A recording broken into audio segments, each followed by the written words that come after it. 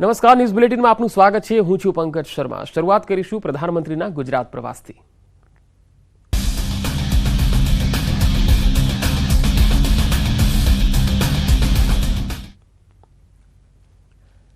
પ્રધાનમંત્રી નરેન્દ્ર મોદી આજે માદરે વતન ગુજરાતની મુલાકાતે છે। અહીં ગુજરાતમાં તેઓ અનેક કરોડોના વિકાસ કાર્યોનું લોકાર્પણ અને ખાતમુહૂર્ત કરશે।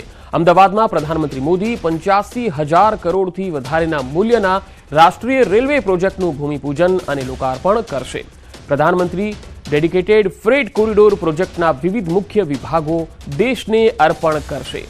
10 નવી વંદે ભારત ટ્રેનોને લીલી ઝંડી આપશે। ગાંધી આશ્રમનો રીડેવલપમેન્ટ માસ્ટર પ્લાનને પણ પ્રધાનમંત્રી મોદી નિહાળશે। ત્યારબાદ પ્રધાનમંત્રી રાજસ્થાનના પોખરણમાં tri services live fire and દાવપેચ કવાયતના સ્વરૂપે સ્વદેશી સંરક્ષણ ક્ષમતાઓનું સંયુક્ત પ્રદર્શન ભારત શક્તિના સાક્ષી બનશે। તો પ્રધાનમંત્રી નરેન્દ્ર મોદી આજે ગુજરાતની મુલાકાતે છે। થોડી જ વારમાં તેમનું એરપોર્ટ પર આગમન થશે।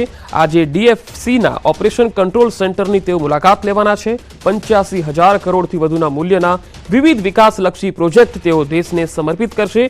ત્યારબાદ તેઓ સાબરમતી આશ્રમની પણ મુલાકાત લેશે, જ્યાં કોચરબ આશ્રમનું ઉદ્ઘાટન અને ગાંધી આશ્રમ સ્મારકના માસ્ટર પ્લાનનો શુભારંભ કરશે।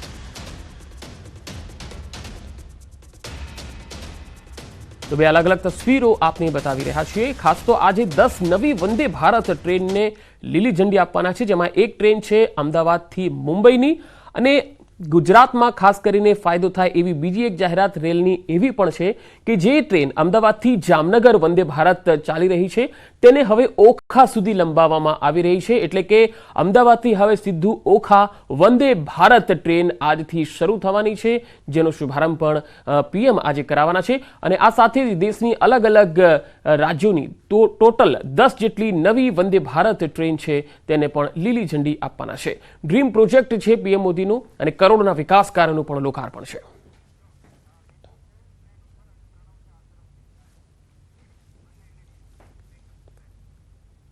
વધુ માહિતી મેળવીશું સંવાદદાતા વિભુ પટેલ અને પ્રણવ પટેલ મારી સાથે જોડાયા છે। વિભુ, સૌથી પહેલા આપને પૂછીશ, પીએમ આ વખતે 10 અલગ અલગ જે વંદે ભારત ટ્રેનની ભેટ આપવાના છે, ખાસ કરીને ગુજરાતને અને અમદાવાદને કેટલો ફાયદો થવાનો છે?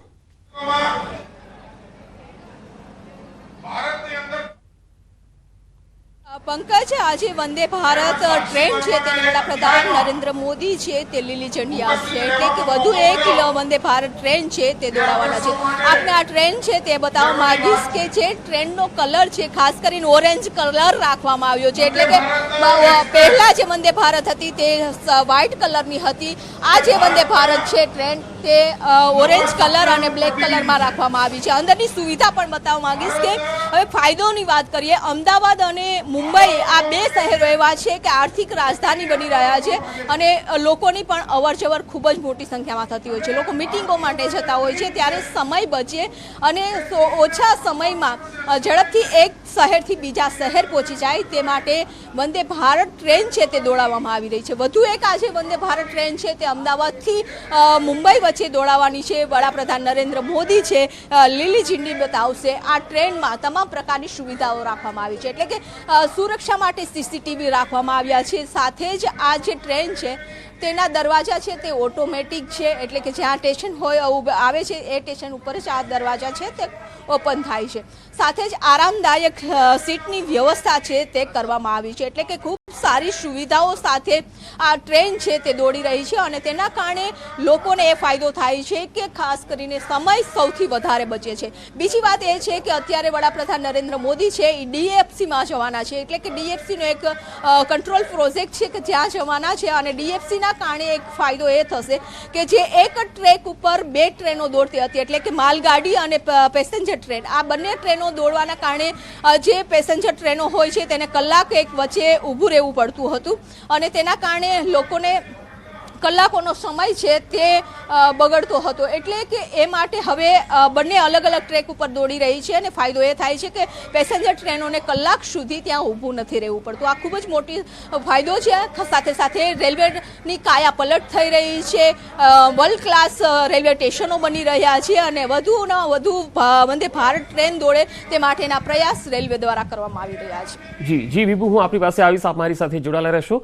પ્રણવ, આપની પાસે આવીશ. ગાંધી આશ્રમના રીડેવલપમેન્ટ પ્રોજેક્ટનો આજે શુભારંભ પીએમ કરાવવા જઈ રહ્યા છે, ત્યારે કઈ રીતે આખો આ પ્રોજેક્ટ હશે અને કેટલો ખાસ છે આ પ્રોજેક્ટ?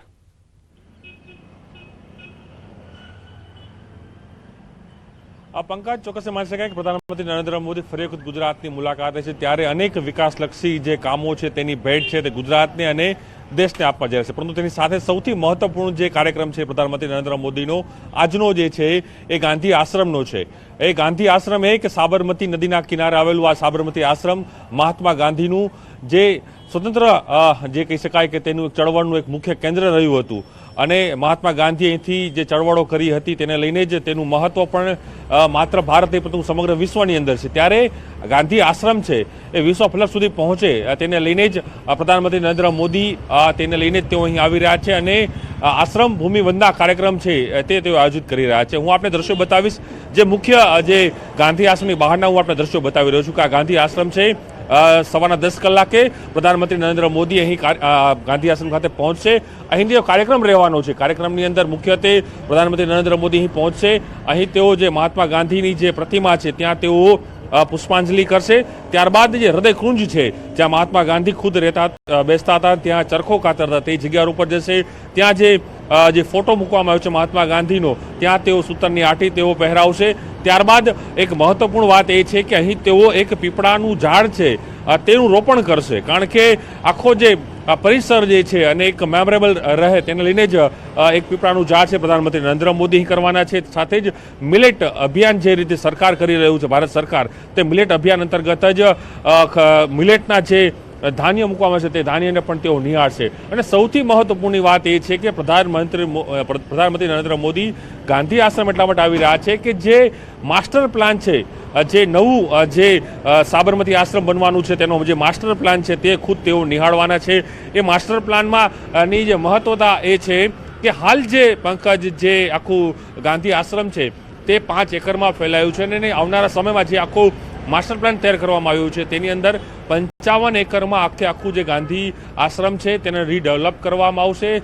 તેનું તેઓ જે આખો માસ્ટર પ્લાન તૈયાર કર્યો છે અહીંના જે અધિકારીઓ દ્વારા કે કઈ રીતનું આખું ભવિષ્યની અંદર એ કઈ રીતનું આશ્રમ રહેશે. અમે ખાસ કરીને જે આશ્રમનું નવીકરણ જે કરવાનું છે તેની અંદર મહત્વપૂર્ણ વાત એ પણ છે કે જે ખાસ ધ્યાન રાખવામાં આવ્યું છે એ કે વર્તમાન જે આશ્રમ છે એમાં હૃદયકુંજ છે, તેની આસપાસના જે બધા અન્ય જે કોટેજ ઊભા કરેલા છે એમાં કોઈ પણ પ્રકારના ફેરફાર કરવામાં નહીં આવે, કારણ કે એ મહાત્મા ગાંધી સાથે જોડાયેલી એ તમામ વસ્તુઓ છે એ તમામ યથાવત રખાશે. પરંતુ આસપાસના જેટલી પણ જમીન એક્વાયર કરવામાં આવી છે એ જમીનની અંદરથી અલગ અલગ જે પ્રોજેક્ટો છે ત્યાં ડેવલપ કરવામાં આવશે. મહાત્મા ગાંધી છે તેને વિશ્વ ફલક સુધી કઈ રીતે લઈ જઈ શકાય, તેની જે વિચારધારા હતી એ કઈ રીતે લોકો સુધી પહોંચાડી શકાય, ભાષા અનુવાદ હોય કે મ્યુઝિયમ છે, ટેકનોલોજીના માધ્યમથી તેના સેમિનારો કઈ રીતે કરી શકાય મહાત્મા ગાંધીને લઈને, તો તમામ જે ફેસિલિટી છે તે અહીં ઊભી કરવામાં આવશે. અને તેને લઈને જ પ્રધાનમંત્રી નરેન્દ્ર મોદી અહીં પહોંચી રહ્યા છે. સવારના 10 કલાકે પહોંચશે અને આશ્રમ ભૂમિ વંદના કાર્યક્રમ છે તેનું નામ આપવામાં આવ્યું છે.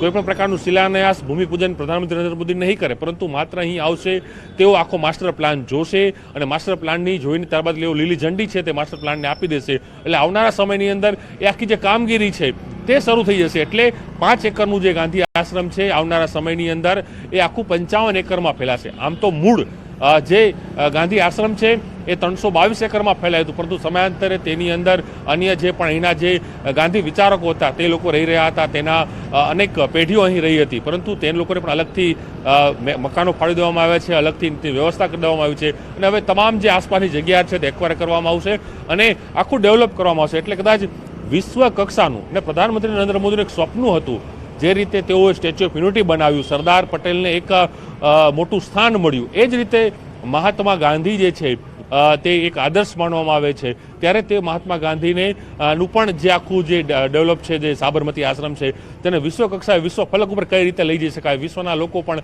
અન્ય કન્ટ્રીના લોકો પણ જ્યારે અહીં આવતા હોય છે તો તે લોકોને પણ અહીં તેને માહિતી પૂરેપૂરી મળે કે મહાત્મા ગાંધી શું હતા, તો તેને લઈને જ આખી વ્યવસ્થા છે તે કરવામાં આવી છે. અને સવારે 10 કલાક એટલે માત્ર ગણતરીની કલાકો બાકી છે, પ્રધાનમંત્રી નરેન્દ્ર મોદી પહોંચશે. એનો આખો જે કાર્યક્રમની રૂપરેખા છે એ આખી રહેશે અને ત્યારબાદ તેઓ ફરી રાજસ્થાન જવા માટે આખી જે એક સભા છે. જી પ્રણવ, આપણી પાસે આવી સાથ મારી સાથે જોડાયેલા રહેશો. પ્રધાનમંત્રીના આગમનની હવે માત્ર થોડી જ મિનિટોની વાર છે. એરપોર્ટથી સંજય ટાંક પણ મારી સાથે જોડાયા છે. સંજય, એરપોર્ટ પર શું ગતિવિધિ હાલ ચાલી રહી છે? કયા કયા આગેવાનો પહોંચ્યા છે? પંકજ, હું સીધા દ્રશ્ય આપને અમદાવાદ એરપોર્ટના બતાવવાનો પ્રયાસ કરીશ. આપ જે આ દ્રશ્ય જોઈ શકો છો કે પ્રધાનમંત્રી નરેન્દ્ર મોદી આજે જે ગુજરાતની ટૂંકી મુલાકાતે છે અને ખાસ કરીને ગાંધી આશ્રમના પુનઃનિર્માણ જે છે તે પ્રારંભ કરાવવાના છે. સીધા દ્રશ્ય આપ જોઈ શકો છો કે પ્રધાનમંત્રી નરેન્દ્ર મોદી હવે એરપોર્ટથી રવાના થઈ ચૂક્યા છે અને સીધા તેઓ સાબરમતી ડી કેબિન જે છે ત્યાં પહોંચશે અને 85,000 કરોડથી વધુના જે રેલ પ્રોજેક્ટના ખાતમુહૂર્ત અને લોકાર્પણ જે છે તેઓ કરાવવાના છે. અમદાવાદ સહિત મુંબઈ સેન્ટ્રલ સહિત ભારતને જોડતી 10 વંદે ભારત ટ્રેન જે છે તેને લીલી ઝંડી ફરકાવવાના છે અને સાથે સાથે જે પ્રધાનમંત્રી નરેન્દ્ર મોદીનો જે ગાંધી આશ્રમને વિકસાવવાનો જે ડ્રીમ પ્રોજેક્ટ છે તે 1200 કરોડના ખર્ચે ગાંધી આશ્રમના પુનઃનિર્માણનો જે તેઓ પ્રારંભ કરાવવાના છે. આ ઉપરાંત જે અભયઘાટ જે છે ત્યાં એક નાની સભા જે છે ત્યાં તેઓ સંબોધન કરવાના છે. જે પ્રધાનમંત્રી નરેન્દ્ર મોદી હવે અહીંયાથી અમદાવાદ એરપોર્ટથી રવાના થઈ ચૂક્યા છે અને તેમને રિસીવ કરવા માટે મુખ્યમંત્રી ભૂપેન્દ્ર પટેલ, રાજ્યપાલ સહિત જે આગેવાનો જે છે તેઓ અહીંયા પહોંચ્યા હતા. ગુજરાત પ્રદેશ અધ્યક્ષ જે છે CR પાટીલ પણ અહીંયા પહોંચ્યા હતા અને પ્રધાનમંત્રીને તેઓ અહીંયા ઉષ્માભર્યું તેમનું સ્વાગત અમદાવાદ એરપોર્ટ પર કરવામાં આવ્યું હતું અને ત્યારબાદ હવે જે છે તમામ આગેવાનો અહીંયાથી રવાના થઈ ચૂક્યા છે. પ્રધાનમંત્રી નરેન્દ્ર મોદી પણ અહીંયાથી રવાના થઈ ચૂક્યા છે અને હવે સીધા તેઓ સાબરમતી ડી કેબિન ખાતે જે રેલવેનો જે મોટો પ્રોજેક્ટ જે છે જે 85,000 કરોડથી પણ વધુના રેલ પ્રોજેક્ટના જે છે ખાતમુહૂર્ત અને લોકાર્પણ જે છે તેની ભેટ અર્પણ કરશે. જી સંજય, આભાર માહિતી આપવા માટે. તો હાલ પ્રધાનમંત્રીનો કાફલો જે છે એ અમદાવાદ ખાતે આવી પહોંચ્યો છે અને અહીંથી તેઓ હવે DFCના ઓપરેશન કંટ્રોલ સેન્ટરની મુલાકાતે પહોંચશે અને ત્યારબાદ કરોડોના વિકાસ કાર્યોની પણ ભેટ આપશે.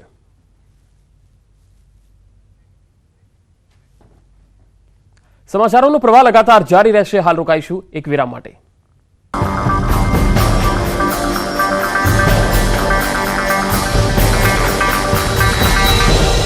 ગુપ્તાજી, આખી ઘટનાક્રમ બન્યો છે તેમાં એક યુવકનું મોત થયું છે અને જે ખુદ મિત્ર જે યુવકનું મૃત્યુ થયું છે દિગ્વિજયસિંહ રાજપૂત, તેમના જ જે મિત્ર છે તેઓ જ પોલીસને જાણ કરી હતી અને આખી ઘટનાક્રમ શું બન્યો છે તે પ્રકારની માહિતી આપી છે. ત્યારબાદ પોલીસની ટીમ છે અહીં પહોંચી છે.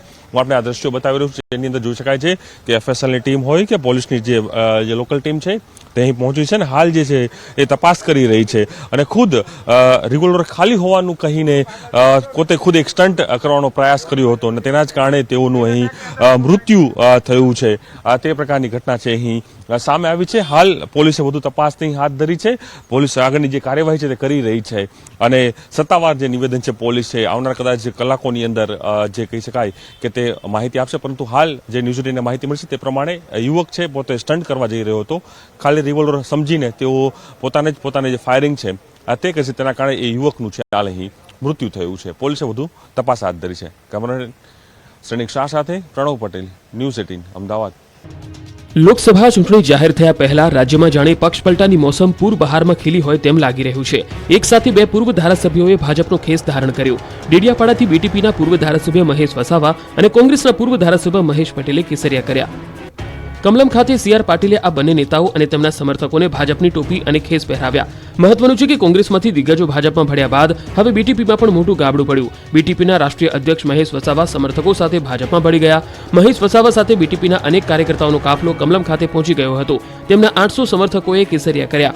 આ તરફ પૂર્વ ધારાસભ્ય મહેશ વસાવાની સાથે સાથે અમદાવાદના કેટલાક પૂર્વ કોર્પોરેટરો સહિત આપ અને કોંગ્રેસના કુલ 1200 કાર્યકર્તાઓ જોડાયા.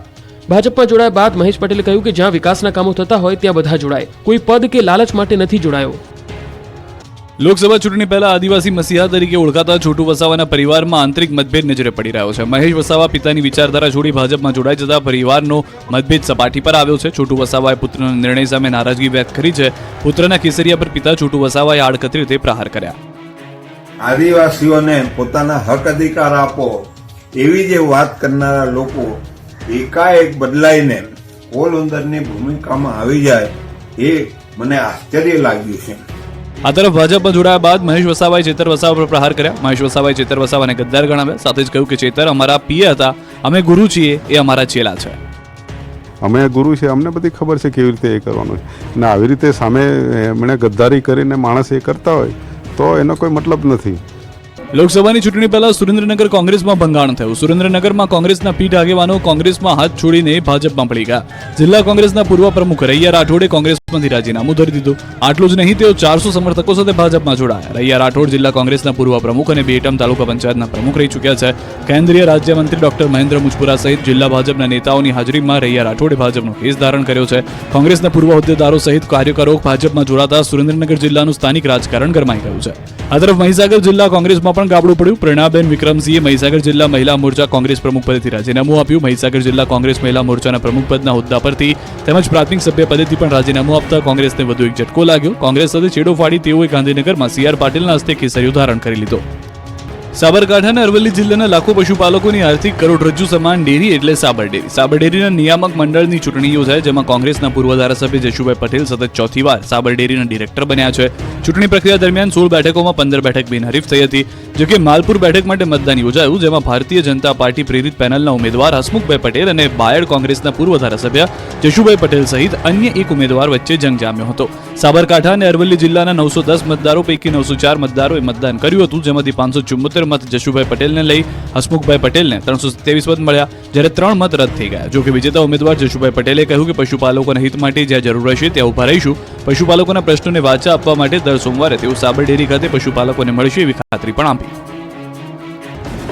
સુરેન્દ્રનગર જિલ્લાના ચોટીલાની તળેટીમાં આવેલા ચામુંડા મંદિર અને નવગ્રહ મંદિરમાં નશામાં ધૂત 2 શખ્સોએ હંગામો મચાવ્યો. આ શખ્સો દારૂ પીને બૂટ ચપ્પલ પહેરી મંદિરમાં ઘૂસી ગયા. ત્યારબાદ પૂજારીને અપશબ્દો બોલી તેમને જાનથી મારી નાખવાની ધમકી પણ આપી. અસામાજિક તત્વોના ત્રાસની સમગ્ર ઘટનાના CCTV ફૂટેજ પણ સામે આવ્યા, જેમાં સ્પષ્ટ જોઈ શકાય છે કે 2 શખ્સો મંદિરમાં ધસી આવે છે અને હંગામો મચાવે છે. ત્યારબાદ પૂજારી સાથે માથાકૂટ કરતા હોય તેવા દ્રશ્યો પણ CCTVમાં કેદ થયા. તોફાની તત્વોની આ હરકત સામે ભાવિક ભક્તોએ ફિટકાર વરસાવ્યો. બીજી તરફ ચામુંડા માતાજી સેવા ટ્રસ્ટ પોલીસ મથકે ફરિયાદ નોંધાવી કડક કાર્યવાહીની માંગ કરી. આ વખતે દ્વારકાના રેલવે સ્ટેશન વિસ્તારમાંથી ગેરકાયદે બાંધકામો અને દબાણો પર તંત્રનું બુલડોઝર ફરી વળ્યું. શહેરના સલાયા બંદર ખાતે તંત્રએ કેટલાય દબાણોને હટાવી દીધા અને હજુ પણ આ કામગીરી ચાલુ છે. ઉલ્લેખનીય છે કે આ પહેલા કચ્છ પીએમ મોદીનું અમદાવાદમાં આગમન. સાબરમતી આશ્રમના સ્મારક પ્લાનનો કરશે શુભારંભ. તો 10 નવી વંદે ભારત ટ્રેનને આપશે લીલી ઝંડી. ધોરાજીના પૂર્વ ધારાસભ્ય લલિત વસોયાને કોંગ્રેસ હાઈકમાન્ડનો ફોન. પોરબંદરથી ચૂંટણી લડવા અપાઈ સૂચના. ચૂંટણી પંચ જાહેર કરી શકે મતદાનનું સમયપત્રક. 7 થી 8 તબક્કામાં યોજાઈ શકે મતદાન. ગુજરાતમાં 17 એપ્રિલે મતદાનની શક્યતા.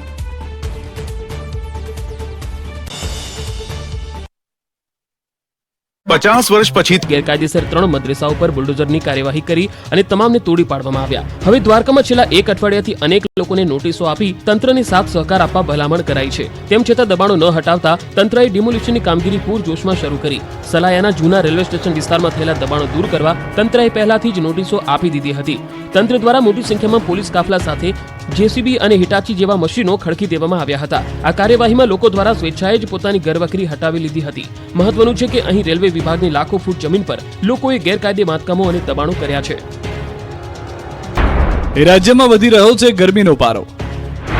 આગામી દિવસોમાં પડશે કાળઝાળ ગરમી. ચૂંટણીની ગરમી વચ્ચે રાજ્યના વાતાવરણમાં પણ ગરમાવો વધી રહ્યો છે. રાજ્યમાં શિયાળાએ વિદાય લેવાનું શરૂ કરી દેતા ગરમીનો પારો ઉપર ચડી રહ્યો છે. છેલ્લા કેટલાક દિવસોથી બેવડી ઋતુનો સામનો કર્યા બાદ લોકોને હવે ભીષણ ગરમી સહન કરવી પડશે. હવામાન વિભાગે કહ્યું છે કે આગામી દિવસોમાં કાળઝાળ ગરમી માટે તૈયાર રહેવું પડશે. 2 દિવસ બાદ રાજ્યના તાપમાનમાં વધારો થાય એવી શક્યતા છે. ગરમીનો પારો 36 ડિગ્રીને વટાવી જવાની આગાહી છે. ઉત્તરને બદલે ઉત્તરથી ઉત્તર પૂર્વના પવન શરૂ થતા રાજ્યમાં ધીમે ધીમે ગરમી વધશે. રાજ્યમાં રવિવારે 12 શહેરોમાં તાપમાનનો પારો 34ને પાર થઈ ગયો હતો. હવામાન વિભાગે આગામી દિવસોમાં ગરમી વધવાની આગાહી કરી છે, ત્યારે માર્ચ મહિનાના મધ્યભાગથી જ રાજ્યના ઉનાળો એન્ટ્રી કરે એવા એંધાણ છે. અમદાવાદ શહેરમાં દોડતી એએમટીએસ બસ સર્વિસ અમદાવાદની જીવાદોરી સમાન માનવામાં આવે છે. લાખો લોકો આ એએમટીએસ બસ સર્વિસનો લાભ લે છે, તો ડબલ ડેકર બસ પણ શરૂ કરાતા નાગરિકોમાં આનંદ બેવડાઈ ગયો હતો. જોકે હવે અમદાવાદના વધુ 3 નવા રૂટ પર ડબલ ડેકર બસ દોડાવવાનો નિર્ણય કમિટીમાં કરવામાં આવ્યો છે. એએમટીએસ કમિટીમાં લેવાયેલા નિર્ણય અનુસાર લાલ દરવાજાથી શીલજ, સારંગપુરથી સિંગરવા પાટિયા અને નરોડાથી લાંબા ક્રોસ સુધી રૂટમાં એસીવાળી ડબલ ડેકર બસ ઉમેરવામાં આવશે. ત્રણેય નવા રૂટમાં શરૂ કરવામાં આવેલી બસ ડબલ ડેકરની સાથે ઇલેક્ટ્રિસિટીથી કામ કરશે, જેથી પર્યાવરણને પણ નુકસાન થતું અટકાવી શકાય. 13 માર્ચથી અમદાવાદીઓ આ બસમાં મુસાફરીનો આનંદ લઈ શકશે. ઉલ્લેખનીય છે કે હાલ રાણીપથી ચાંદખેડા રૂટ પર પણ ઇલેક્ટ્રિક બસ ચાલી રહી છે. નવા રૂટ માટે વધુ 3 બસ એટલે કુલ 4 ઈ બસ અમદાવાદ એએમટીએસમાં જોવા મળશે. અમદાવાદની 142 વર્ષ જૂની ખારીકટ કેનાલ હવે ભૂતકાળ બનશે. નરોડામાં પદ્માવતી સોસાયટીથી નવયુગ 4 રસ્તા સુધી સંપૂર્ણપણે કેનાલને ઢાંકીને રોડ બનાવાયો છે. ખારીકટ કેનાલને સંપૂર્ણપણે ઢાંકી તેના ઉપર રોડ બનાવી લોકોને વર્ષો જૂની ખારીકટ કેનાલની ગંદકીમાંથી મુક્તિ મળી છે. શહેર અને મ્યુનિસિપલ કોર્પોરેશન માટે સૌથી મોટો પ્રોજેક્ટ એવા 1200 કરોડના ખારીકટ કેનાલ ડેવલપમેન્ટ પ્રોજેક્ટનું રાજ્યના મુખ્યમંત્રી ભૂપેન્દ્ર પટેલે નિરીક્ષણ કર્યું હતું. નરોડા વિસ્તારમાં પદ્માવતી સોસાયટીથી લઈ નવયુગ 4 રસ્તા સુધી સંપૂર્ણપણે કેનાલને ઢાંકી તેના ઉપર રોડ બનાવવામાં આવ્યો છે. ખારીકટ કેનાલ ઉપર બનાવવામાં આવેલા રોડ અંગે મુખ્યમંત્રી દ્વારા નિરીક્ષણ કરવામાં આવ્યું. તેમણે સમગ્ર કેનાલના ડેવલપમેન્ટ અંગેની માહિતી મેળવી. મહત્વનું છે કે અમદાવાદ મનપા દ્વારા 22 કિલોમીટરમાંથી 13 કિલોમીટર જેટલી કેનાલને પૂરીને રોડ અને ગાર્ડન બનાવવાનો મહત્વાકાંક્ષી પ્રોજેક્ટ હાથ ધરાયો છે. સૌરાષ્ટ્ર અને ગુજરાતનું નંબર 1 ગણાતું ગોંડલ માર્કેટિંગ યાર્ડ ઘઉંની બમ્પર આવકથી ઉભરાઈ ગયું. માર્કેટિંગ યાર્ડમાં આજે ઘઉંની 45 થી 50 હજાર ગુણી ઘઉંની આવક થઈ. ઘઉંની હરાજીમાં 20 કિલોના ભાવ ₹450 થી લઈ 751 સુધી બોલાયા. ગોંડલ માર્કેટિંગ યાર્ડમાં ઘઉંની આવકની જાહેરાત કરાતા યાર્ડની બહાર બંને બાજુ ઘઉં ભરેલા 700 થી પણ વધુ વાહનોની 4 કિલોમીટર સુધી લાંબી કતારો લાગી ગઈ. ઘઉંની અઢળક આવક સાથે અન્ય જણસીઓની આવક શરૂ કરાતા માર્કેટિંગ યાર્ડનું મેદાન ટૂંકું પડ્યું હતું અને જગ્યાના અભાવે ઘઉંની આવક યાર્ડના સત્તાધીશો દ્વારા જાહેરાત કરવામાં ન આવે ત્યાં સુધી સદંતર બંધ કરવામાં આવી હતી. સૌરાષ્ટ્રભરમાં ખેડૂતોને ગોંડલ માર્કેટિંગ યાર્ડમાં ઘઉંનો પાક લઈને ઉમટી પડ્યા હતા. ગોંડલ માર્કેટિંગ યાર્ડમાં રાજકોટ, જૂનાગઢ, મોરબી, જામનગર, સુરેન્દ્રનગર, અમરેલી અને પોરબંદર સહિતના જિલ્લાઓમાંથી ખેડૂતો પોતાની જણસી વેચવા આવી પહોંચ્યા હતા. ભાવનગરના શેત્રુંજી ડેમનું પાણી ઓવરફ્લો થઈ દરિયામાં વહી જતું અટકાવવા ચેકડેમની માંગ કરવામાં આવી છે. પાલીતાણામાં આવેલા શેત્રુંજી ડેમનું પાણી સિઝનમાં 4 થી 5 વખત ઓવરફ્લો થાય છે અને લાખો હજારો ગેલન પાણી દરિયામાં વહી જાય છે. ત્યારે આ પાણીને વહી જતું રોકવા માટે માંગ કરી છે અને આ મામલે અનેક વખત વિધાનસભામાં રજૂઆત કરી છે. શેત્રુંજી નદીના સરતાનપર પાસે ચેકડેમ બનાવવાની માંગ ઉઠી છે. શેત્રુંજી ડેમ 5 તાલુકાને પીવાનું અને સિંચાઈનું પાણી પૂરું પાડે છે. ખેડૂતોનું કહેવું છે કે વહી જતું પાણી જો રોકવામાં આવે તો ખેતી અને સિંચાઈમાં ઉપયોગી બનશે તથા જિલ્લાના અનેક એવા ગામો છે જ્યાં પાણી નથી પહોંચતું ત્યાં પણ પાણી પહોંચાડી શકાશે અને લોકોને ખેતી તથા અન્ય ઉપયોગ માટે પાણીનો લાભ મળી શકશે. જો બંધ બાંધીને પાણી રોકવામાં આવે તો 20 થી વધુ ગામોને ફાયદો થઈ શકે એમ છે. મહેસાણા જિલ્લાના જોટાણાનું મરચું મહેસાણા સહિત દેશ વિદેશમાં ખવાય છે. જોટાણામાં 1-2 નહીં પણ 15 થી 20 જાતના મરચા મળે છે અને એ પણ પોતાની નજર સમક્ષ ઘંટીમાં દળીને આપે છે. એટલે કોઈ પણ રંગ કે મિશ્રણ વગરનું શુદ્ધ મરચું અહીં મળે છે. જોટાણા તાલુકામાં ખેડૂતો રોકડિયા પાર્ક મરચાની ખેતી તરફ વર્ષોથી વળી ગયા છે. મરચાના છોડ પર સુકાઈ જવા દઈ મરચાના ડોડવા તૈયાર કરે છે અને ત્યારબાદ સૂકા આખા મરચા જોટાણાના માર્કેટ યાર્ડ અને માર્કેટમાં પણ વેચે છે. જેના કારણે અહીં જ ખેતી કરી અહીં જ વેપાર થવાથી જોટાણાના મરચાનો વેપાર વધ્યો છે. આ વિસ્તારમાં મરચાના પાક માટે અનુકૂળ વાતાવરણને કારણે ઉત્પાદન પણ સારું થતું હોય છે. આ વર્ષે મરચું 25% સસ્તું થયું છે તો હળદર 25% મોંઘી થઈ છે. ઊંઝાની જેમ મસાલા માર્કેટની ઓળખ ધરાવે છે તેમ જોટાણામાં મરચાનું મોટું માર્કેટ જોવા મળી રહ્યું છે. અહીં અનેક ખેડૂતો વેપારી બની મરચાને દળીને બિઝનેસ કરવા પોતાની દુકાનો બનાવી વ્યવસાય પણ કરી રહ્યા છે. જોટાણાનું મરચું મહેસાણા જિલ્લા સહિત સમગ્ર રાજ્ય અને વિદેશમાં પણ જાય છે. આખા વર્ષનું મરચું હળદર સહિતના પોતાની નજર સમક્ષ ફેલાયેલા મસાલા નજર લેવા લોકો દૂર દૂરથી જોટાણા આવે છે. આમ તો પરીક્ષા દરમિયાન પોલીસનું કામ સલામતી જાળવવાનું છે, પરંતુ બોટાદમાં પોલીસ કંઈક અનોખી ભૂમિકામાં જ જોવા મળી. બોર્ડની પરીક્ષાના પ્રારંભે જ બોટાદ પોલીસે સરાહનીય કામગીરી કરી. ધોરણ 10માં અભ્યાસ કરતી વિદ્યાર્થીની અન્ય કેન્દ્ર પર પરીક્ષા આપવા પહોંચી જતા પોલીસે તેને સાચા પરીક્ષા કેન્દ્ર પર પહોંચાડી હતી. ઉલ્લેખનીય છે કે આજથી ધોરણ 10 અને 12ની બોર્ડની પરીક્ષાનો પ્રારંભ થયો છે ત્યારે એક વિદ્યાર્થીની યોગીરાજ વિદ્યાલયની જગ્યાએ ભૂલથી આદર્શ સ્કૂલ ખાતેના પરીક્ષા કેન્દ્ર પર આવી.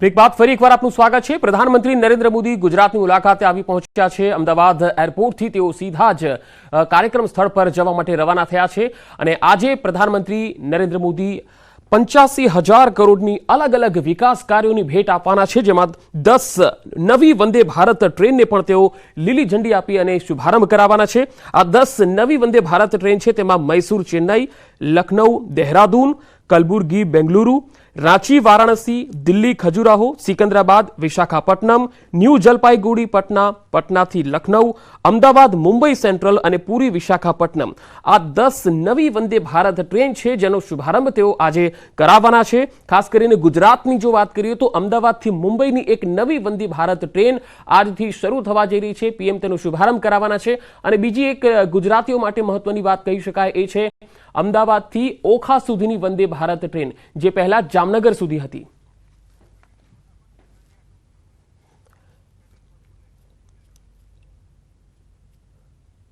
તો પ્રધાનમંત્રી નરેન્દ્ર મોદી સાબરમતી આશ્રમની મુલાકાત દરમિયાન કોચરબ આશ્રમનું પણ ઉદ્ઘાટન અને સાથે સાથે ગાંધી આશ્રમ સ્મારકના માસ્ટર પ્લાનનો પણ શુભારંભ કરાવવાના છે. આ માસ્ટર પ્લાનની જો આપણે વાત કરીએ તો આ જે પુનઃનિર્માણ બાદ આશ્રમની જે વિશેષતાઓ હશે એ વિશ્વસ્તરીય હશે. ગાંધી આશ્રમ પુનઃનિર્માણના 1200 કરોડના ખર્ચે હાથ ધરાનારા આ પ્રોજેક્ટ હેઠળ હવે કુલ 55 એકરના આશ્રમ વિસ્તારમાં મહાત્મા ગાંધીજીના જીવન અને જીવન મૂલ્ય આધારિત એક સ્મરણાંજલિ રૂપ વિશ્વસ્તરીય સ્મારક તૈયાર કરવામાં આવશે. મૂળ આશ્રમની અનુશાસિત અને સરળ અને પ્રમાણિત વાસ્તુકલા અને બાંધકામ શૈલીને અનુસરીને આશ્રમની 20 જૂની ઇમારતોનું સંરક્ષણ, 13 ઇમારતોનું પુનઃસ્થાપન અને 3 ઇમારતોનું પુનઃનિર્માણ કરવામાં આવશે. પૂજ્ય બાપુના સત્ય, અહિંસા, સદાચાર અને સ્વાશ્રય જેવા જીવન મૂલ્યો, આશ્રમ જીવનના આદર્શો અને આશ્રમવાસી સ્વાતંત્ર્ય સેનાનીઓનું જીવનચર્યા પર એક પ્રેરણાદાયી પ્રદર્શન પણ અહીંયા રજૂ કરાશે. ગાંધી આશ્રમમાં બાપુના નિવાસ દરમિયાન થયેલ ચિંતનમાંથી નિર્મિત વિવિધ સત્યાગ્રહો તથા સમગ્ર સ્વતંત્ર સંગ્રામની ઘટનાઓ પર ઇન્ટરેક્ટિવ પ્રદર્શન પણ અહીંયા આયોજિત થશે. મહાત્મા ગાંધીના પરંપરાગત જ્ઞાન અને આત્મનિર્ભરતાના મૂલ્યોને લોકમાનસમાં ઉજાગર કરવાના હેતુથી વિવિધ પ્રકારની હાથ બનાવટની વસ્તુઓ જેવી કે સૂતર, કાતર અને કાગળની વસ્તુઓ બનાવવા માટે એક વર્કશોપનું પણ અહીંયા આયોજન થશે. આ પ્રોજેક્ટ હેઠળ સમગ્ર આશ્રમ પરિસરમાં શાંત અને લીલુંછમ કુદરતી વાતાવરણ પણ ઊભું કરવામાં આવશે. મુલાકાતીઓ માટે વૈશ્વિક ધોરણો અનુસાર સુવિધાઓ જેવી કે ઓરિએન્ટેશન સેન્ટર, ફૂડ કોર્ટ અને સુવિનિયર શોપ જેવી સુવિધાઓ અહીંયા ઉપલબ્ધ થશે. એટલે કે મહાત્મા ગાંધી સાબરમતી આશ્રમ હવે એ નાનો નહીં પરંતુ 55 એકરના એક મોટા વિસ્તારની અંદર આકાર પામશે અને તેનું પુનઃનિર્માણ કરવામાં આવશે. અને પ્રધાનમંત્રી અહીંનો જે માસ્ટર પ્લાન છે એ અહીંયા નિહાળવાના છે અને તેને લીલી ઝંડી આપવાના છે. ત્યાર પછી આ માસ્ટર પ્લાન આધારિત આ જે આશ્રમ છે તેનું રીડેવલપમેન્ટનું કાર્ય શરૂ થઈ જશે. આપ સૌએ જોયું હશે કે અમદાવાદનું જે સાબરમતી આશ્રમ છે એ કયા પ્રકારનું છે અને હવે જે માસ્ટર પ્લાન તૈયાર થવાનો છે એનો પણ અમે આ વિઝ્યુઅલમાં બતાવી રહ્યા છીએ કે કઈ રીતે આ માસ્ટર પ્લાન છે એ તૈયાર કરવામાં આવી રહ્યો છે. મહાત્મા ગાંધી સાબરમતી આશ્રમ પુનઃનિર્માણ પ્રોજેક્ટ જે છે એમાં આશ્રમની જે વિશેષતાઓ હશે એ જબરજસ્ત હશે. વિશ્વસ્તરીય સુવિધાઓ અહીંયા હશે. એટલું જ નહીં, 55 એકર આશ્રમ વિસ્તારમાં મહાત્મા ગાંધીજીના જીવન અને જીવન મૂલ્યો આધારિત એક સ્મરણાંજલિ રૂપ વિશ્વસ્તરીય સ્મારક અહીંયા તૈયાર કરવામાં આવશે. તો પીએમ મોદી ગાંધી આશ્રમની સાથે સાથે અનેક વિકાસ કાર્યોની પણ ભેટ આજે આપવાના છે. ગુજરાત માટે આ એક મહત્વપૂર્ણ ભેટ કહી શકાય, મહત્વપૂર્ણ જાહેરાત પણ કહી શકાય. અને ગુજરાતીઓને લાભ મળે એવી 2 મહત્વની વસ્તુઓ આજે નવી વંદે ભારત ટ્રેનની પણ છે.